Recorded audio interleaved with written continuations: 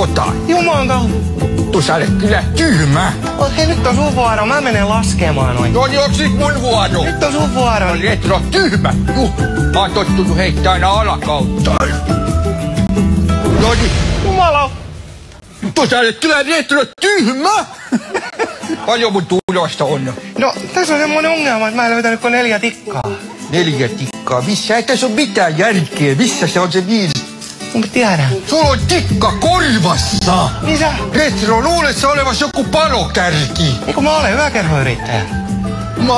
Vittu sä olet retro tyhmä. Sulla on tikka korvassa entistä tyhmempi. Sulla on hirveä paitakin. Mä en pysty katsomaan, saa epilepsiakohtauksen. Mitä sä sanoit? Mä en kuule jostain syystä mitään. Mulla on vähän Tuttu retro tyhmä, se aina väsyy.